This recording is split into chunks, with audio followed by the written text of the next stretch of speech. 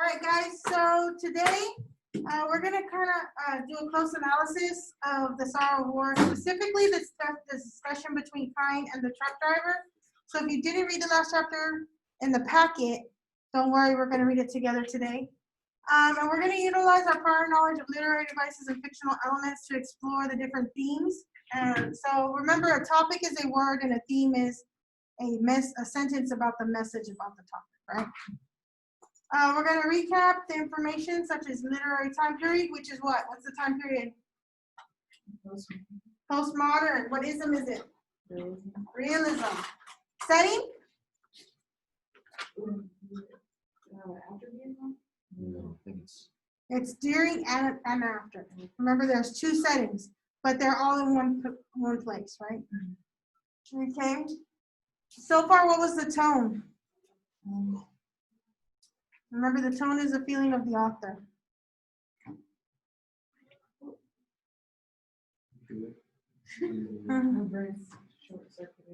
It's distant. It's a little distant, right? And we'll go over a little bit more in a minute. And then the mood that it creates in you, what are some of the moods that it creates? Sadness. Okay. Yeah. So I am going to be, it's going to be a teacher-led reading today. And then we're going to go through the discussions, and then we're going to analyze the discussion between them, okay? Any questions? All right, so I do want to, before I move on, if you're missing any work and you need to turn it in, there is a late folder. It's red. It is going to close on the 20th. Once this closes, any assignments that are in it, I'm not going to accept anymore. As Ms. Garcia, last 9 weeks was doing a mad dash to get in all the late work from the very beginning of school, and we don't want to do that this year. I mean, this time, okay? So make sure you get it in. That is the day before Thanksgiving, so that's, the Thanksgiving break. So, Ms. Garcia's birthdays. So, let's go ahead and. Right. Girl, you and me both. Okay. So, we're going to do an analysis of the Sorrow of War. So Tuesday, we discussed the setting, basic information, tone, and mood need established within the first few pages of the Sorrow of War. So again, we have two settings, right? Vietnam, the jungle of screaming souls. 1974 is the actual present. And then we are offered flashbacks from 1969, which means that it's a non-linear plot, right? We keep jumping back and forth. And sometimes they kind of seem to bleed into each other, right?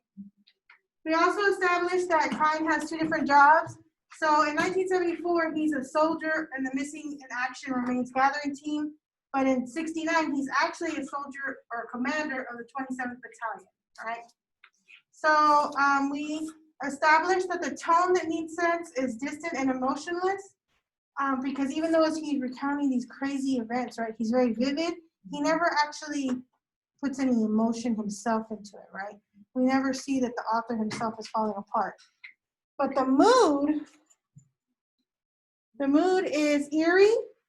So the figurative language and imagery combine to create a strangely frightening feeling in the reader, like you're kind of always wondering what's going to happen next, right? Because he has these really happy moments, and then all of a sudden it like switches to like everybody's dead.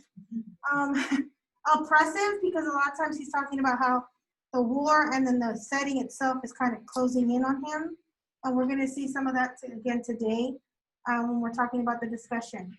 And then it's kind of dark, right? It's a sad, not dark as in like there's no light, because even when it's sunny during the day, remember it talks about a sunny summer day and then all of them died. So it's that kind of dark feeling, right? It's a sad and ominous feeling that something's going to happen. So the discussion that we're going to be talking about is on pages 15 through 18. Now, I call it the last chapter because that's the last chapter in your packet, but I want you to see that it's actually not the last chapter. This much of the book is left after that discussion. Okay, so I only gave you guys pretty much the beginning part of the book. So, before we do this though, I really want to clarify the way the Vietnamese view death. and ghosts, okay?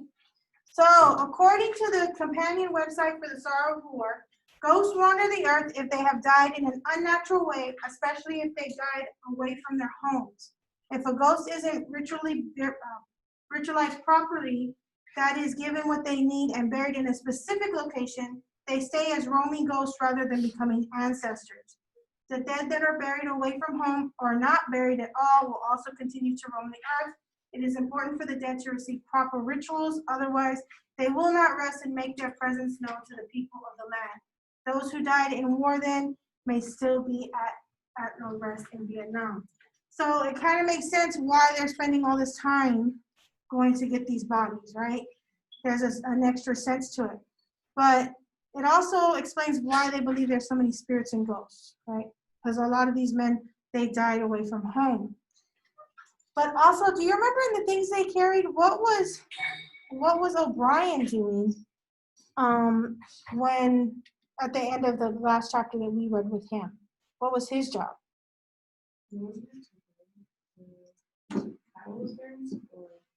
It was. Weren't they also finding? They were looking for bodies, and they were actually gathering bodies of Vietnamese. Oh, yeah. Mm-hmm. So what a lot of people don't realize is the Americans used to gather the bodies for body count, and then they would just do them in a mass grave, right? Because to the Americans, do we have these same ideas? No. But what now does that cause? There's all these bodies now that they won't even be able to find, right?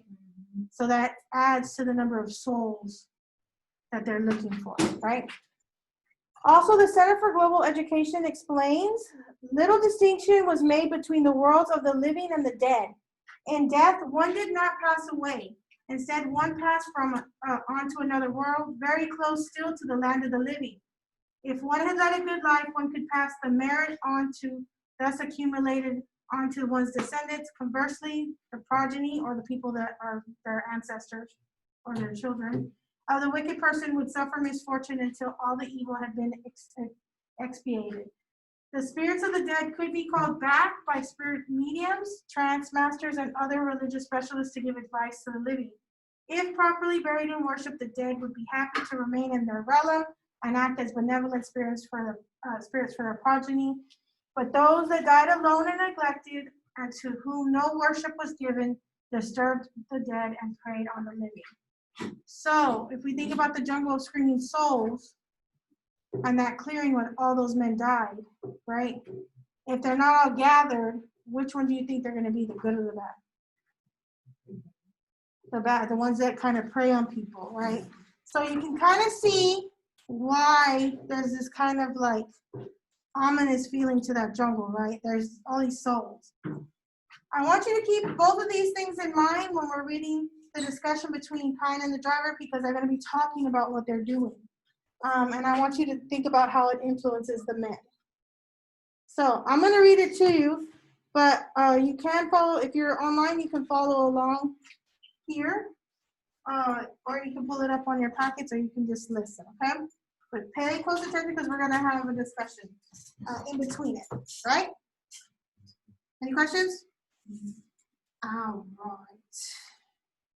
Let's see.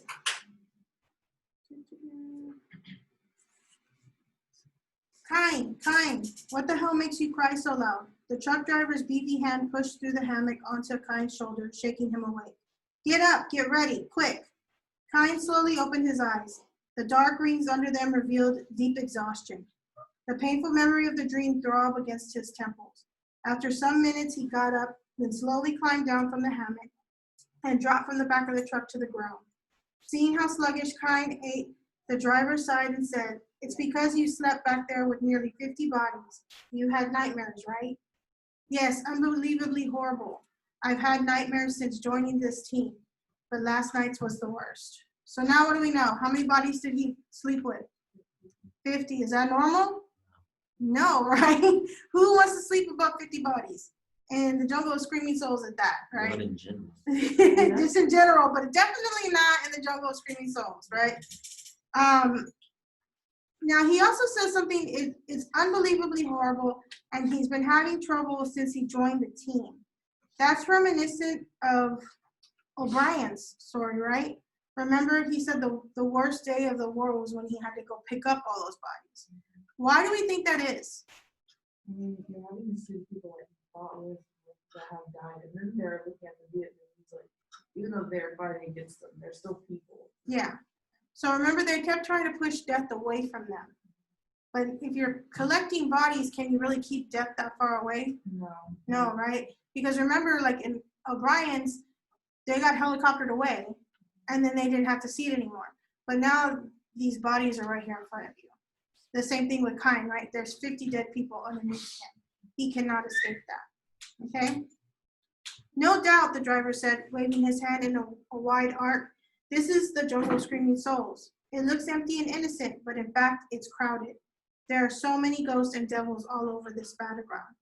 I've been driving for this corpse collecting team since early '73, but I still can't get used to the passengers who come out of their graves to talk to me. Not a night goes by without them waking me up to have a talk. It terrifies me. All kinds of ghosts, new soldiers, old soldiers, soldiers from the 10th Division, the 2nd Division, soldiers from the Provincial Armed Forces, the 320th Mobile Forces, 559 Corps, sometimes women, and even now and again, some Southern souls from Saigon. The driver spoke as if it were common knowledge. So now what do we know? Or what is he saying? He's been doing this for a while.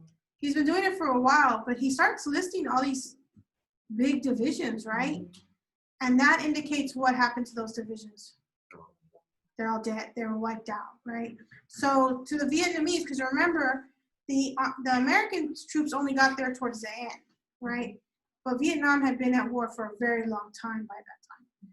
So he's kind of indicating there's a lot of dead people. These 50 people that we've just been introduced to underneath Kien's hammock are just the tip of the iceberg, right? Why does he call them passengers? Because he's transporting their lost soul, I guess. Yeah, he's transporting their bodies, but he's kind of talking about them as if they're not really, they're not really dead, right? Yeah, he talks about like talking to them. Yeah, Too. he says they wake him up every night, right? And it's almost like he's literally saying, yeah, I get woken up every night because they want to have a conversation with me, right? But we're talking about spirits. So that might go back to the supernatural aspect of the Vietnamese culture, to where there is that thin line between life and death, right? And is he even talking about it like it's a big deal? No, something like it's an everyday thing. Yeah, and that's what Kien says. It's almost like it's common knowledge, right? So why do we think that he thinks it's common knowledge? He's been doing it for so long. It's just like it's common for him. Yeah. Like, even though it's weird, like how he said, that, like he can't get used to it, but like Yeah. it's just common for him now. Yeah. So he's been doing it for a long time. There's also the fact that the war's been going on for a long time. So death obviously has been a big issue within the Vietnamese culture. And then there are their spiritual beliefs, right? So they don't regard death the way that we do, right? Most Americans regard death as the end, right? That's the end of your life. But it seems almost like with the Vietnamese, your life continues on, right? Meet any old friends? Asked Kien. Sure, even some from my own village, guys from my first unit. Once I met a cousin who died way back in '65. Do you speak to them? Yes, but, well, differently. The way you speak in hell. There are no sounds, no words. It's hard to describe. It's like when you're dreaming, you know? You know what I mean? You can't actually do anything to help each other? Asked Kien. Do you talk about interesting things? Not very. Just sad and pitiful things, really. Under the underground and the grave, human beings aren't the same. You can look at each other, understand each other, but you can't do anything for each other. So what is he saying? He's basically saying that they're trapped, and like he's also like putting that gap between like the real world and the spirit world. Like it's not like a normal conversation. It's like just to understand. He's definitely making that distinction, right? This is not a normal conversation. It's not like I'm having a conversation like the one between him and Kien. In this one, it is very different. These people are dead, right? There is that distinction. And he's not even saying that they're really trying to talk about anything interesting, right? They're just, and it's kind of, I want to know what you think about the fact that he calls it a conversation with the dead, but yet he says there's no sound. they can't talk to each other. So how is it a conversation? I mean, it's like, I know for me, like, if I just give my parents a look or if they look at me, like, it's, you're basically having a whole conversation with each other without saying anything. Yeah, definitely a nonverbal conversation, right? And then also think about when you dream, right?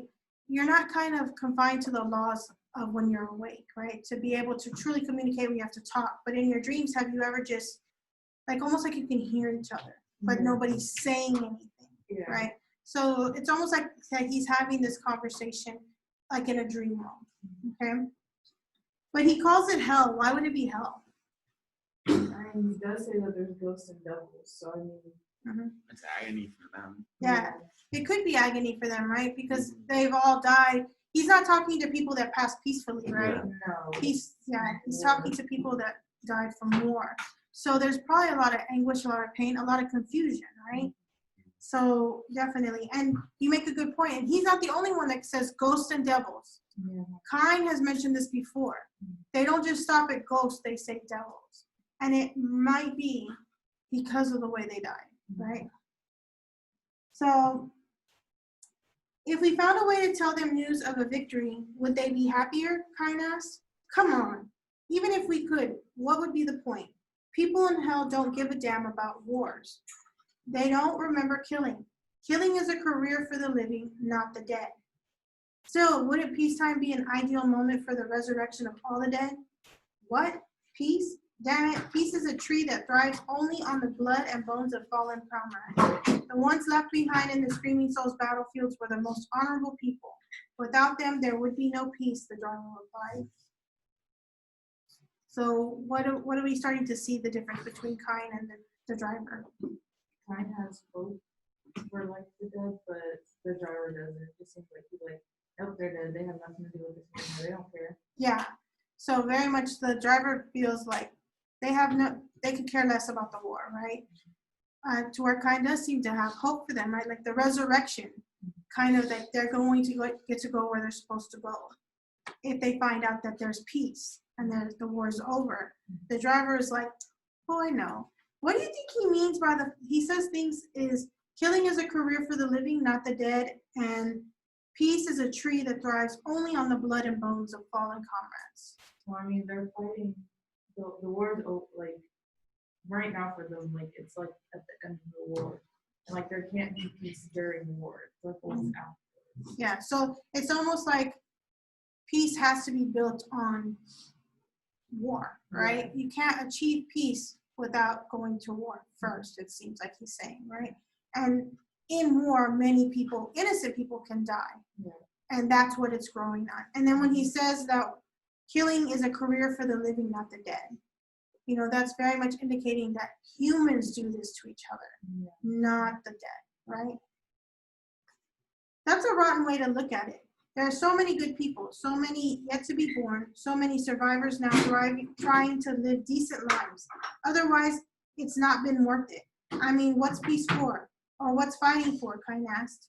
Okay, I'll grant you that we have to have hope. Well, we don't even know if the next generation will get a chance to grow up, or if they do, how they'll grow up. We do know that many good people have been killed. Those of us who survived have all been trying to make something of ourselves, but not succeeding. So, thoughts? It's basically just it's not succeeding in the sense of like, Right? Kien's trying to say, we're all trying to just live now, right? yeah. But the driver's kind of like, well, what? We're not. Can't Right? even do that. Yeah, you can't even do that. We don't even know if this peace will hold, right? Yeah. We've lost all these lives. But, because remember, Vietnam is still very unstable even after the war. So it's kind of that idea, like, all these men have died. We're collecting all these bodies so that there's peace, but we're not even sure if this peace will last to the next generation. Now, does it seem like Kien has hope, or he's trying to find hope? He's trying to find. Yeah, he's trying to find it, right? He's struggling with it. It's obvious, right? But look at the chaotic post-war situation in the cities with their black markets. Life is so frustrating for all of us. And look at the bodies and the graves of our comrades, the ones who brought peace. Shameful, my friend, shameful. But isn't peace better than war? The driver seemed astonished. This kind of peace, it seems people have unmasked themselves and revealed their true horrible selves. So much blood, so many lives were sacrificed. For what? Damn it, what are you trying to say? Kien asked. I'm not trying to say anything. I'm simply a soldier like you who will now have to live with broken dreams and with pain. But my friend, our era is finished. After this hard-won victory, fighters like you, Kien, will never be normal again. You won't even speak with your normal voice in a normal way again. So what is he trying to tell Kien? I feel like being there and seeing what he's seeing and he's done. There's no way to go back to like how it was before. Yeah. Not only Everything and everyone is scarred. yeah, everyone and everything is scarred. And we talked about that with the clearing, right? Because nothing grew. So it's like the war not only just scarred people, but it scarred the land itself. Yeah. It was so traumatic. And to try to think that you can go back to normal, that's not happening. So he's also saying, how is he saying a soldier will live after this? They won't. Yeah. There's no house. It's like basically a shell of it. Yeah, a shell that only experiences, what did he say? With broken dreams and pain. Now, is he just talking about physical pain? No. No, it's mental, right? Because they've seen a lot go on, right? And it's being reinforced by the fact that they're going to find these bodies. And then he's like nightmares too. Mm-hmm. Definitely has nightmares. So it's like their dreams are not. And then he says, so many lives were sacrificed for what? So does the driver even think the war was worth it? No. No, right? Where Kien is trying to look for meaning in the war, the driver has kind of said, it's not worth it. Look at how bad things are, right? We fought for peace, and what is this peace? People are being hateful, right? There's black markets. It's not like it's the ideal world that we were all dreaming of, right? The reality is much worse. You're so damn gloomy. What a doom-laden attitude. I am Tran's son, a soldier. That's why I'm a bit of a philosopher. You never curse your luck? Never feel elated? What did the dead ones tell you in your dreams last night? Call that normal? He asked. On the way out, the Zill truck moves in slow, jerky movements. The road is bumpy, muddy, potholed. Sun stays in first gear, the engine revving loud as if about to explode. Kien looks out the window, trying to lighten his mood. The rain stops, but the air is dull, the sky lead gray. Slowly they move away from Screaming Soul's jungle and the whole forest around the area itself. Behind them, the mountains, the streams all drop away from view. But strangely, Kien now feels another presence, feels someone is watching him. Is the final scene, the unfinished bloody dream of this morning, about to intrude itself in his mind? Will the pictures unfold against his wishes as he sits staring at the road? So what are we learning about Kien right now? He's still holding on to a lot, but also he feels like there's someone watching. Yeah. Over. Yeah. So he definitely still feels a presence, right? And there's definitely a presence in his life. And now think about the imagery and the nature around him. What does that represent? How the land is scarred. It just kind of looks like that. The land is scarred, but it's almost, so he says that they're leaving, right? But is he truly leaving it behind? No. No, right? So he says they're leaving that all behind him, but the sky is still like lead colored. It's gray. So it's following him, right? So very much the land is mirroring his life, right? The way he feels. Okay.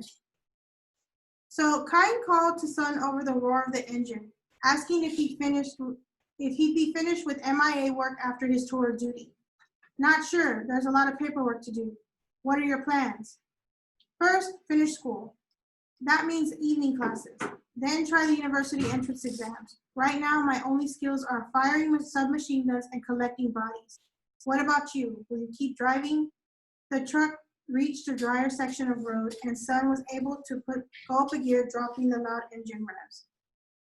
When we're demobbed, I'll stop driving. I'll carry my guitar everywhere and be a singer. Sing and tell stories. Gentlemen, brothers, and sisters, please listen to my painful story.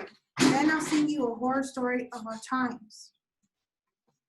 Very funny, said Kien. If you ask me, we do better to tell them to forget about the war altogether. But how can we forget? We'll never forget any of it. Never. Admit it. Go on. Admit it. So what's the difference between the two dreams or the two ideas of what they're going to do afterwards? Time seems like his dreams to like be like, okay, the war's over, I'm done with it. Now I'm gonna like focus on something else. But the driver seems to be like, I'm gonna tell everybody what's happening, like, so they know like the truth basically. Yeah. So it seems very much like the driver has accepted the fact that he's never going to get over the war, right? So instead, he's going to turn that into what he's going to do, right? I'm going to go share my story with other people. Don't you think it's interesting? If you read the packet, we know that Kien at one point was supposed to go to what? He was supposed to go to school, right? Yeah. Right? When Kien runs away, it's because he's talking to Kien and we find out Kien is supposed to be sent to go to school. Does he want to go to school at that time? No, right? It's his opportunity to get away from the war. And he's like, no, I don't want to. But now he's even willing to go to night classes to get his education. Because what does he admit that he can only do? Shoot a submachine. Shoot a gun and collect bodies, right? Is that very marketable in the real world? No, right? And so that actually ties in, that's a universal theme, right? Because how many times have we seen where soldiers, once they're out of the military, once they're out of war, they feel almost lost, right? Because what skills do they have in the real world? That's like why half the homeless population is veterans. Yeah, half the home, because one, maybe don't have the skills, and because they also suffer from the emotional scars, right? So now we see that this is not just an American issue, that this is an issue for any soldier in any war, right? So does the driver seem sad though? No. So what is up with the driver? It just seems like not like he's over it, but just like he's like, yeah, this is just like normal now. It's just it is. He's accepted his fate, right? He's accepted life. This is what it is. The ghost of his past are going to come haunt him. He's going to have those conversations, and then he's going to pick up his guitar and go tell stories, right? But Kien, on the other, seems to be struggling. Why do we think Kien is struggling so hard? Well, he is younger, so he might just be like not able to like accept it. Like, he might still be in like the process of like, like, oh, like this actually happened. Yeah, definitely. He's definitely trying to figure out what happened. This actually happened, but he very much wants to forget about it, right? Yeah. And he says everybody should forget about the war. Mm-hmm. After a war that big, do you think people are going to just easily be able to forget about it? No. So this was it started in the 50s, went through the 60s, ended, now we're in 74, he said. But yet we're in 2020, and do people still know about this war? Yeah. Yeah. If we don't know about our history, we're doomed to repeat it. Yeah, you're doomed to repeat it. And so definitely. So all these years and years and years later, people are still talking about it. So obviously it's not going to be a war that people just forget. Okay. Sure, thinks Kien. It's hard to forget. When will I calm down? When will my heart be free of the tight grip of war? Whether pleasant or ugly memories, they are there to stay for 10, 20, perhaps forever. From now on, life may be always dark, full of suffering with brief moments of happiness. Living somewhere between a world of reality, dream world and reality on the knife edge between the two. I've lived all these lost years. No one to blame for that. Not me, not anyone else. All I know now is that I'm still alive for 27 years, and from now on I have to fend for myself. There's a new life ahead of me and a new era for Vietnam. I have to survive. But my soul is still in turmoil. The past years out here imprisoned me. My past seems to enfold me and move with me wherever I go. At night while I sleep, I hear my steps from distant peacetime echoing on the pavement. I just have to shut my eyes and conjure up those past times and completely wipe out the present. So many tragic memories, so much pain from long ago that I now told myself to forget, yet it is that easy to return to them. My memories of war are always close by, easily provoked at random, moments in these days which are little but a succession of boring, predictable stultifying weeks. So what's significant in this particular passage? He's figuring out what life is going to be like, I'm assuming. Yeah. Trying to forget it, not being able to.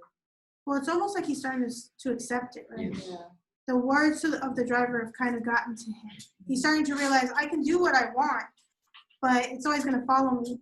And is it easy for him to slip between the past and the present?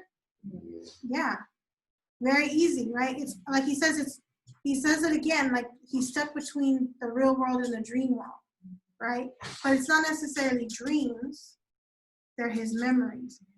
Now, there is a shift, because remember, up until this time, we've had pretty much a third person limited, all right? A third person limited narrator. We only see into Kien's mind, right? But he always calls him Kien, right? Kien. Did you notice that in this particular section, he slips between Kien and I, right? So all of a sudden, the narrator is letting you into his world, right? So now we definitely know that he sees himself in Kien, that Kien is him, right? Even though it's a fiction.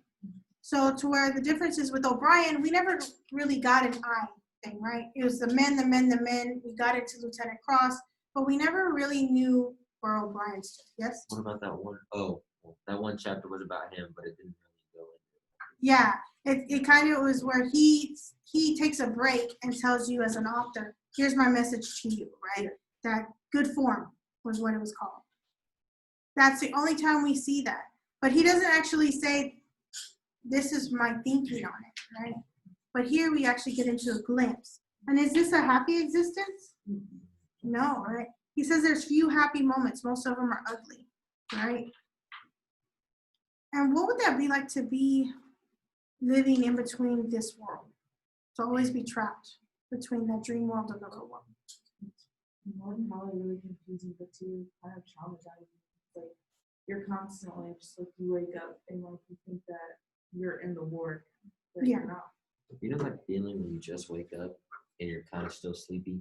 It's like that, but forever. Yeah, and that'd be pretty difficult, right? Yeah. To be in that Hard weird work. state. And then he says something strange. He says, and now all I know is that I'm still alive after 27 years, and from now on I have to fend for myself. That's a pretty strange statement, right? Because what did he just survive? War. A war where almost everybody he knew died. So wasn't he already fending for himself? Yeah, but this is a different kind of thing. Yeah, it's very different. And it almost makes it seem like this part is harder In the war. than the war itself, right? He has to learn how to survive. And he says, there's a new life ahead of me and a new era for Vietnam. I have to survive. So it's just very strange that he's talking, he didn't even talk this way during the war, right? When he's talking to Kien, he tells him to accept it. This is just how it is. Like he's a soldier, and that's what he knows. And that's when he could die at any moment. But now that the war is over, nobody's shooting at him, nobody's attacking him, now he has to figure out how to survive. And that's a pretty harsh reality, right?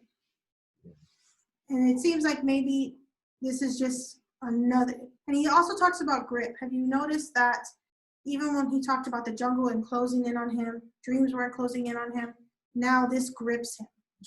So it's a very suffocating feeling, right? So any questions? So what did you think of this one? I like this chapter a lot. You liked it? Okay, I'm glad. What did y'all think of the book in general? This is a good book. I like both of them you've read so far. Awesome.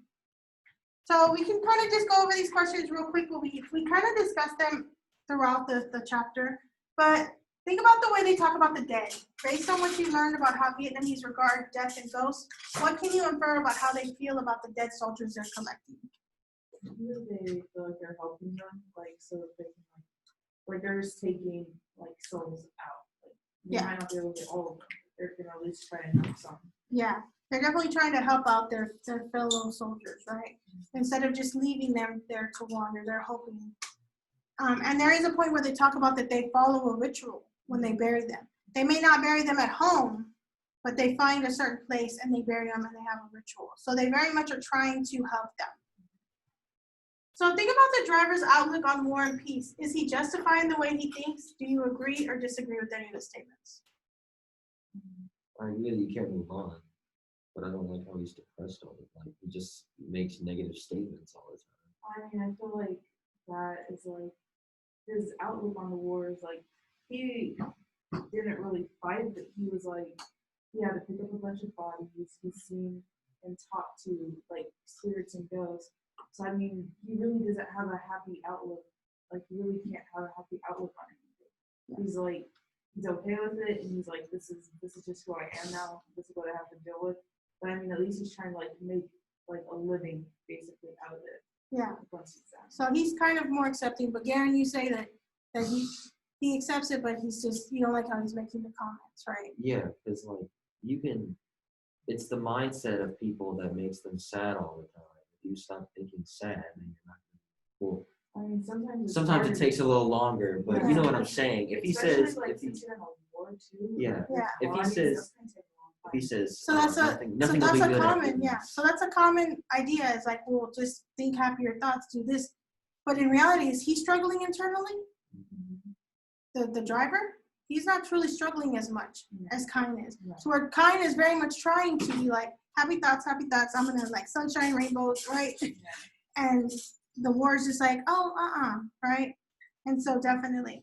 And what's interesting is if you think about it, he's older, and you did make a comment that you thought that he didn't fight, but all the people he's meeting indicates that he was in the war for a very long time.